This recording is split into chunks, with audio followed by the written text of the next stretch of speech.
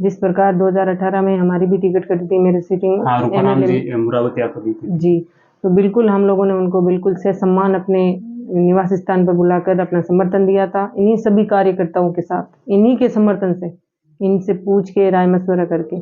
तो रोज़ थोड़े दिन का होता है, बाकी वो भी अपने ही समाज से हैं, अपने ही पारिवारिक जन हैं, ज़रूर अपने साथ होंगे।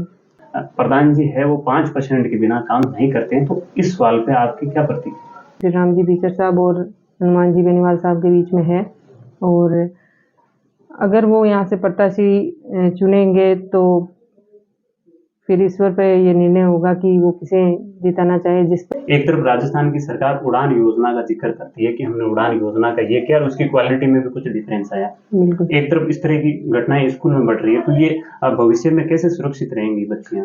स्कूलों में, गवर्नमेंट स्कूलों में जा जाके गुड टच बेड टच की कार्यशाला करवाई है, जिसमें हम बच्चियों को बताते हैं कि उनके लिए कौन सा टच गुड है, कौन सा बैड है। और पिछले 1 साल से नागौर जिले के अंदर कम से कम 120 या 30 ऐसे जो केसेस व्यक्ति हो थे गए। जिनकी डेथ हो गई, और उसके बाद में उनकी जो राशि है वो रुकी हुई है, उस पर किसी प्रकार का कोई अमल नहीं किया। रोजगार की जो सुविधाएं हैं उनमें बढ़ावा देने की कोशिश करूंगी, बालिका शिक्षा के लिए जोर दूंगी, और महिला प्रत्याशी होने के नाते महिला सशक्तिकरण को प्रथम दृष्टि से देखना चाहूंगी। नमस्कार, मैं हरिराम, आप जुड़े हैं द सरफेस न्यूज के सोशल मीडिया प्लेटफॉर्म पे। दोस्तों, हम काफी दिनों से विधानसभाओं के सर्वे कर रहे हैं और यहाँ पे जो भी प्रत्याशी जिनको टिकट मिले या जो टिकट की दौड़ में है, उनके साथ में हम लगातार वार्तालाप कर रहे हैं विधानसभा क्षेत्रों को लेकर के। आज हम मकराना विधानसभा क्षेत्र में पहुंचे हैं और हमारे साथ में जो भारतीय जनता पार्टी से अभी विधायक की जो प्रत्याशी है श्रीमती सुमिता जी पेंचर, उनके साथ में हम बैठे हैं। उनसे मकराना विधानसभा क्षेत्र के बारे में तमाम चर्चाएं करेंगे और चुनावी कैंपेनिंग के बारे में और भारतीय जनता पार्टी को लेकर के इनके साथ सवाल जवाब किए जाएंगे। तो आप सभी अंत तक बने रहें। मैडम, सबसे पहले आपका बहुत बहुत धन्यवाद। 2023 के चुनाव के कुछ दिन बाकी हैं और आप कैंपेनिंग भी कर रहे हैं, तो मकराना विधानसभा में भारतीय जनता पार्टी की वर्तमान में क्या स्थिति है? जी, सर्वप्रथम आपको धन्यवाद। मकराना भारतीय जनता पार्टी का एक पहले से ही इनके वोटर्स में बहुत ही उत्साह है, और मैंने जहाँ-जहाँ मैंने भगवान श्री नाथ जी के दर्शन करके और मेरी यात्रा शुरू की है, और बहुत ही अच्छा जनता का रुख लग रहा है। और पहले से ही एक ये जज्बा था कि हम लोग पार्टी से जुड़े हुए हैं, आपको हमारे पास आने की ज़रूरत ही नहीं है। लेकिन मैं इसलिए सबसे आमने-सामने हो रही हूँ, डोर टू डोर सर्वे कर रही हूँ, डोर टू डोर उनसे मुलाकात कर रही हूँ कि लोग मुझे जाने, और कल को कोई भी उनके काम हो तो मैं उनके डायरेक्ट काम में आ सकूँ। और हम जहाँ जा रहे हैं उनसे महिलाओं से मिल रहे हैं, क्योंकि हर बार ऐसा होता है कि आदमी जब कैंडिडेट होता है तो वो महिलाओं से नहीं मिल पाता है, और महिलाएं अपनी कोई भी छोटी-मोटी समस्या होती है वो अपने दबा के रख लेती है, उनके सामने नहीं आ पाती। और मैं एक महिला कैंडिडेट होने के नाते उनसे डायरेक्टली मिल रही हूँ और उनसे उनकी समस्याओं के बारे में जानकारी ले रही हूँ। तो ज़रूर मैं ये मानती हूँ कि महिलाएं अपनी जो परेशानियां हैं वो मुझे बताएं, इसलिए ये बहुत ही अच्छा मैं सर्वे करवा रही हूँ और खुद डोर टू डोर जा रही हूँ। और प्रत्याशी होने के नाते बीजेपी पार्टी में कार्यकर्ता मेरे साथ जुड़े हुए हैं और बहुत ही अच्छा रिस्पॉन्स मिल रहा है। मैडम, जैसे कि टिकट मिलते हैं तो हमने ये जरूर देखा है कि गांव में वोट लेने के लिए जो आते हैं और अपील करते हैं तो एक बड़े काफिले के साथ में आते हैं, काफी गाड़ियां उनके साथ में होती है और एक थोड़ा अलग अंदाज होता है। हमने आपको देखा कि आप कैंपेनिंग कर रहे हैं, मोहल्ले में चल रहे हैं और डोर टू डोर घरों में मिल रहे हैं लोगों से, तो इसका कितना इफेक्ट होगा एक उस कैंपेनिंग से जो गाड़ियां लेकर के आते हैं बड़ी संख्या में और एक माहौल क्रिएट करते हैं, एक आप जो पैदल चल रहे हैं और लोगों से मिल रहे हैं, तो धरातल की ऐसी कौन सी चीजें आपके सामने आई लोगों से या इसका कितना असर है? जी, बिल्कुल आप बोल रहे हैं वैसा एक रोड शो टाइप जैसा लोग करते हैं, वो एक दिखावा होता है। असल में बात ये है कि मेरे ससुर जी श्री राम जी बीचर साहब वो 40 साल से इस जनता से जुड़े हुए हैं, और मैं भी 2.5 साल से जब मैं प्रधान बनी तब से मैं लोगों से भावनात्मक रूप से जुड़ी हूँ, लोग मुझसे जुड़े हुए हैं। तो ये गाड़ियों से घूमना, काफिले के साथ घूमना, ये मेरे जनता को पसंद नहीं है। मैं उनके साथ रूबरू हूँ, इससे जनता ज़्यादा खुश है, और मेरे ही लोग हैं, वो सब एक दिखावा होता है और ये एक आत्मीय रूप से जुड़ाव है। साथ ही महिलाओं के साथ जुड़ने के बाद में जो महिलाओं की जो बिना परेशानियां पता चली है कि भाई हम लोग कह नहीं पाते थे, आदमी लोग तो वहाँ मीटिंग कर लेते थे, ये तो मैं एक महिला प्रत्याशी होने के नाते मैं अपना ये कर्तव्य मानती हूँ कि मैं महिलाओं के लिए जुड़ना है तो फिर मुझे घर डोर टू डोर जाना है। कई बार ऐसा होता है कि महिलाओं की कोई समस्या होती है तो वो घर में कह छिपी नहीं हुई रह पाती, जाती है, बाहर नहीं आती। बिल्कुल वो कह नहीं पाती है। आप अभी घूमे हैं तो ऐसी कोई प्रमुख समस्या आई क्या आपके बिल्कुल आपके समस्या सामने आई है। कुछ महिलाएं एक तो हमारे ये कांग्रेस सरकार में अभी मैं जब बूढ़ी महिलाओं माताओं बहनों से मिली थी तो उन्होंने ये बोला था कि जो ये कांग्रेस सरकार में ये मोबाइल्स बटे हैं तो ये मोबाइल्स हम सबको नहीं मिल पाए। अच्छा, हमारे नाम बंद भी हो गए वो बंद हो आचार गए। संहिता लगने के बाद बिल्कुल। में। हाँ, तो उसके बाद में वो थोड़ा सा वो रोष है और कुछ घरेलू समस्याएं हैं जिसमें ये शौचालय वाली है तो ये फॉर्म वगैरह नहीं भर पाए थे। कुछ महिलाएं ऐसी हैं जिनके पारिवारिक स्थितियां ऐसी है कि उनका कोई उनके साथ में नहीं है। तो ऐसी स्थितियां हमारे सामने आई है तो हम अपने कार्यकर्ताओं से उनके नंबर ले रहे हैं, उनके जो नोट कर रहे हैं कि भाई उनकी क्या क्या समस्याएं हैं और जरूर हम उनकी सहायता करेंगे। आपको प्रत्याशी बनाने के बाद में आपकी मकराना की भाजपा के अंदर कुछ रोष दिखाई दिया और पिछले हम 3-4 दिन से उसको स्टडी कर रहे हैं सोशल मीडिया पे। अलग अलग टाइम पे अलग अलग प्रकार की मीटिंगें हो रही है, प्रेस कॉन्फ्रेंस हो रही है, बहुत सारी किसी भी हुई है। उसमें आपके ऊपर भी ब्लेम लगा कि जो लोगों ने संघर्ष किया उनको टिकट नहीं दिया और उन लोगों को टिकट दिया जिन्होंने कुछ नहीं किया। तो ये जो अलग प्रकार की कैंपेनिंग आपकी पार्टी की 2 हिस्सों में हो रही है, आप इसको किस दृष्टि से देखते हैं? जी, मैं आपको बता दूं, रोज जैसी कोई बात नहीं है। संघर्ष अपनी अपनी जगह होता है और हमने भी संघर्ष किया था और संघर्ष कर ही रहे हैं। संघर्ष जनता के लिए होता है, ये जनता जनार्दन है जिन्होंने हमेशा सपोर्ट किया है और आगे भी करेगी। साथ ही जो रोष है वो कुछ दिनों का है। जिस प्रकार 2018 में हमारी भी टिकट कटी थी मेरे सिटिंग रूपाराम जी मुरावती आपको दी थी। जी, तो बिल्कुल हम लोगों ने उनको बिल्कुल ससम्मान अपने निवास स्थान पर बुलाकर अपना समर्थन दिया था। इन्हीं सभी कार्यकर्ताओं के साथ, इन्हीं के समर्थन से, इनसे पूछ के राय मशवरा करके। तो रोज थोड़े दिन का होता है, बाकी वो भी अपने ही समाज से हैं, अपने ही पारिवारिक जन हैं, जरूर अपने साथ होंगे। आप प्रधान हैं वर्तमान में और आप प्रधान का जो कार्यकाल है इसके दौरान आप क्षेत्र में जगह जगह घूमे होंगे जी और आपके पास में भी आपकी पंचायत समिति से रिलेटेड लोग हैं, बहुत सारी समस्याएं लेकर के आए होंगे। बिल्कुल सर। तो एक पुरुष जो राजनीति में होता है, एक महिला राजनीति में होती है, तो एक महिला की राजनीति में होने से किन किन समस्याओं का उनको सामना करना पड़ता है कि महिला को कहीं जाना है, आना है, कोई काम है, उसमें किस प्रकार का रहता है ये कार्यकलाप? जी, ये बिल्कुल आपने अच्छा सवाल किया है। एक महिला के लिए राजनीति करना आसान नहीं, लेकिन जिसमें जज़्बा हो करने का और फैमिली सपोर्ट अगर साथ हो, जैसे मेरे ससुर जी श्री राम जी बीचर साहब और मेरी कंप्लीटली फैमिली बहुत ही मुझे सपोर्ट किया और बहन बेटी में कोई फ़र्क नहीं किया, बहू बेटी में। उन्होंने हमेशा मुझे बच्ची की तरह सपोर्ट किया है और उन्हीं के सपोर्ट से आज मैं आगे आ पाई हूँ। मैंने अपने पारिवारिक जिम्मेदारियों के साथ साथ अपनी ऑफिस की और जनता की जिम्मेदारियों को बखूबी निभाने की कोशिश की है। आप अभी जो वोट मांगने के लिए निकल रहे हैं, तो आगामी जो आपका विधानसभा सेशन रहेगा, अगर आप जीत करके वापस इन लोगों में बीच में आते हैं, तो आगामी 5 साल में आपने मकराना के लिए क्या कुछ विशेष सोचा है कि मुझे मकराना में इस तरह का परिवर्तन चाहिए? बिल्कुल, ये बहुत ही अच्छा सवाल है। मकराना के लिए ये एक युवा प्रत्याशी हूँ मैं, इसलिए मैं अपने युवा भाई बहनों के लिए रोजगार की जो सुविधाएं हैं उनमें बढ़ावा देने की कोशिश करूंगी। बालिका शिक्षा के लिए जोर दूंगी और महिला प्रत्याशी होने के नाते महिला सशक्तिकरण को प्रथम दृष्टि से देखना चाहूंगी और जो भी सरकारी योजनाएं हमारी बहन बेटियों के लिए या बच्चियों के लिए जो सरकार चलाती है वो बिना जानकारी की वजह से हम उन चीज़ों का लाभ नहीं मिल पाता है, इसलिए मैं उन पे जोर दूंगी कि वो सब जागरूकता फैलाऊंगी कि उन सबको वो योजनाओं का लाभ मिले।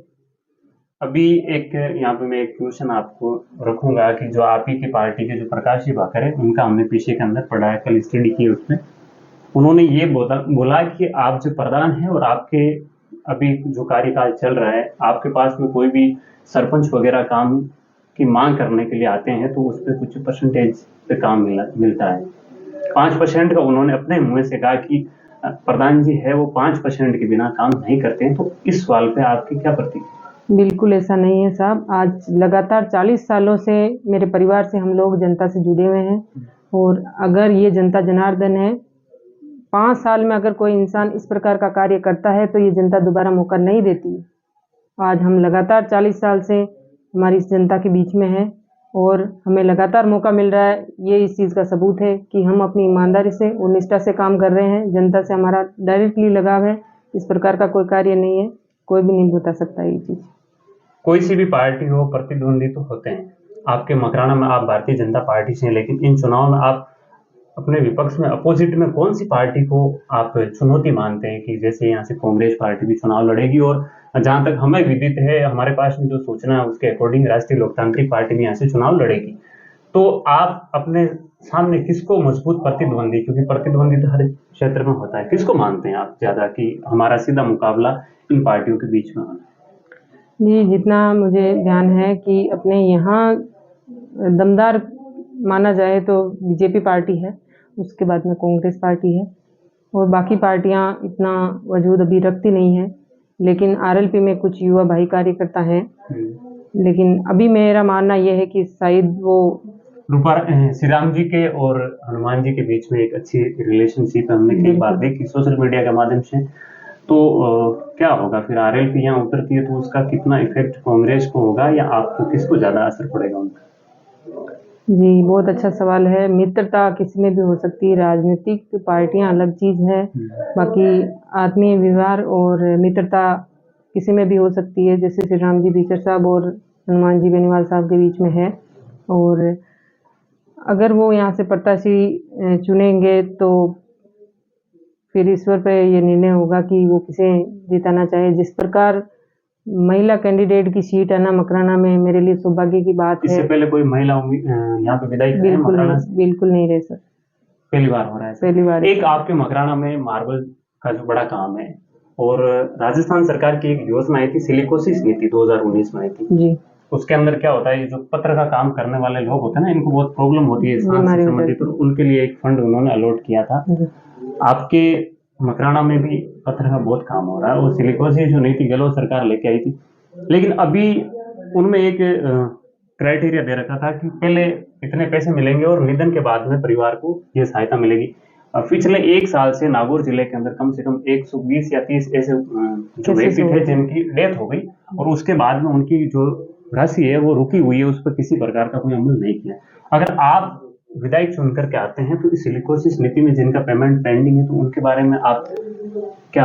आप जो नीति बता रहे हैं सिलिकोसिस, ये पत्थर की जो घिसाई के समय जो बुरादा उड़ता है उससे बीमारी होने वाली है। लेकिन जहाँ तक यहाँ से कुछ रिपोर्ट्स इस प्रकार की आई है कि हमारे जो मकराना का वाइट संगमरमर है, इस संगमरमर से इस प्रकार की कोई सिलिकोसिस बीमारी नहीं होती है। मकराना में ये कैल्शियम के रूप में अपने बॉडी के लिए सही से होता है और यहाँ रहने वाले आस पड़ोस के सभी रोजगार भाई जो यहाँ रोजगार के लिए आते हैं, मजदूर भाई, उनको ये बीमारी नहीं हुई थी और जांच के दौरान ये भी पता चला कि ये यहाँ का जो पत्थर है इससे ये बीमारी नहीं होती है। दूसरा, आप बता रहे हैं जिस प्रकार ये जो डेथ के केसेज हैं, हाँ, जो डेथ के केसेज हैं उनमें जरूर ये चीज सामने आई कि उनको जो मुआवजा खान मालिक मिल दे रहे हैं या नहीं दे रहे हैं, उनके बारे में जो अभी कुछ एक केसेज ऐसे हुए थे जिसमें धरना प्रदर्शन में मेरे ससुर जी भी शामिल हुए थे। उन्होंने वहां जाके मांग रखी और खान मालिकों से परिवारजनों को सहायता दिलवाने की कोशिश की थी। तो इसमें मैं महिला प्रत्याशी होने के नाते जो रोजगार भाई गाँव में से आते हैं, मजदूर भाई, उनको रोजगार दिलवाने के साथ साथ जो ये स्कीम आप बता रहे हो ये खान मालिक से पहले ही तय हो जानी चाहिए कि अगर इस प्रकार की घटना घट जाती है तो उसमें न्यूनतम राशि और मिनिमम राशि वो सारी पहले से उसमें डिसाइड होनी चाहिए। आप महिला है और महिलाओं की बहुत सारी समस्याएं राजस्थान में भी चल रही है। महिला सुरक्षा को लेकर के पिछले 5 साल में जिस तरह यहाँ पे हमने देखा है कि हर दिन हम पेपर में पढ़ते हैं या न्यूज़ चैनल के माध्यम से जो भी जानकारी मिलती है कि आज भीलवाड़ा के अंदर किसी बच्ची के साथ में रेप हो गया, उसको कुएं में डाल दिया। अलवर में इतनी बड़ी घटनाएं हुई और भी बहुत सारी ऐसी घटनाएं हैं जैसे प्रतापगढ़ के दरियाबाद की घटना है। तो महिलाओं की सुरक्षा को लेकर दिनों दिन उनका स्तर घट रहा है, सुरक्षा का रोज नए कांड होते हैं। तो आपने कोई ऐसा विचार किया कि महिलाओं की सुरक्षा में किस तरह बढ़ोतरी होनी चाहिए? क्यों आप महिला प्रत्याशी है तो अच्छे से समझेंगे इस चीज को। मैं आपसे निवेदन करना चाहूंगी कि जब कांग्रेस सरकार के राज में इस प्रकार के कार्य हुए, हम बहुत आहत हैं। जगह जगह हमारे महिला मोर्चा की बहनें और मैं भी एक महिला संस्था से जुड़ी हुई हूँ। तो कौन सी संस्था से? कर्माबाई जाट महिला संस्था है, बीकानेर से हमारे संस्थापक जी ने आज 17-18 जिलों में हम लोगों ने अपनी टीम गठित कर रखी है। हम महिलाओं को मोटिवेट करने और सशक्त बनाने के लिए कार्य करते रहते हैं, बालिका प्रोत्साहन वगैरह हर चीज। तो हम इस चीज से बहुत आहत है कि कांग्रेस सरकार में प्रशासन पर बिल्कुल भी अंकुश नहीं लगाया गया, ना कोई ऐसी इस प्रकार की जो घटनाएं घटती थी उन पे कार्रवाई हुई। तो जो अत्याचारी थे वो खुले घूम रहे हैं, उनके ऊपर कोई कार्रवाई नहीं हुई और इन घटनाओं को बढ़ावा मिलता रहा। एक ये अभी बात करें तो स्कूलों में आजकल पिछले 1-2 महीने में ये ज़्यादा हो रहा है कि स्कूल के अंदर बहुत सारे केसेस हो रहे हैं, बच्चियों के साथ में, टीचर्स के साथ में बहुत सारे केसेस सामने आ रहे हैं। एक तरफ राजस्थान की सरकार उड़ान योजना का ज़िक्र करती है कि हमने उड़ान योजना का ये किया और उसकी क्वालिटी में भी कुछ डिफरेंस आया। बिल्कुल एक तरफ इस तरह की घटनाएँ स्कूल में बढ़ रही है, तो ये भविष्य में कैसे सुरक्षित रहेंगी बच्चियाँ? बिल्कुल, मैं जहाँ से बिलॉन्ग कर रही हूँ, मैं एक पारिवारिक हूँ और मैं जिस परिवार से जुड़ी हुई हूँ, जिस परिवार के साथ जुड़ना चाह रही हूँ, जिस प्रकार मैं जनता से डायरेक्टली जुड़ना चाहती हूँ, मेरा तो एक ही कहना है कि सभी अभिभावकों पर अपनी बच्चियों पर विशेष तौर पे ध्यान देना चाहिए। जब उनसे फ्रेंडली हम लोग मिलते हैं, तो वो अपनी कोई भी परेशानी होती है, वो हमें बता सकती है और मैं इस कार्य के लिए मैं वो आपको अपनी बताने में आसानी प्रदान समझेंगे। बिल्कुल, प्रदान रहते हुए मैंने अपने स्कूलों में गवर्नमेंट स्कूलों में जा के गुड टच बैड टच की कार्यशाला करवाई है, जिसमें हम बच्चियों को बताते हैं कि उनके लिए कौन सा टच गुड है, कौन सा बैड है और उन्हें क्या करना कितना चाहिए। सजग रहना चाहिए, किन स्कूल के अंदर एक गरिमा पेटी भी रखवाई गई है, उसमें वो अपनी कोई भी बात रख सकते हैं। बहुत-बहुत धन्यवाद मैडम, आपको आपका ये कैंपेनिंग चल रहा है, हम उम्मीद करते हैं कि आप अपने लक्ष्य में कामयाब हो और अगर आप अपनी मकराना की जनता से अगर कोई अपील करना चाहते हैं, तो आप ज़रूर उनको 2 शब्द के रूप में अपील कर सकते हैं। बिल्कुल, महिलाओं के लिए मैं हमेशा तत्पर रहूँगी क्योंकि महिला प्रत्याशी होने के नाते मैं बहुत ही अपने आप को सौभाग्य मानती हूँ कि मकराना से मुझे फर्स्ट टाइम महिला प्रत्याशी होने का मौका मिला है और भाजपा आला कमान और चुनाव समितियों को मैं सभी को बहुत-बहुत धन्यवाद देना चाहती हूँ कि आपने मुझे ये सौभाग्य दिया और मकराना की मेरी जनता जनार्दन को मैं हाथ जोड़ के विनम्र निवेदन है कि आप कमल के फूल में वोट दीजिए और जिस प्रकार आप उत्साह अभी मेरे साथ होने से दिखा रहे हो, उसी प्रकार जीत के हमेशा साथ रहे। बहुत-बहुत धन्यवाद। जी।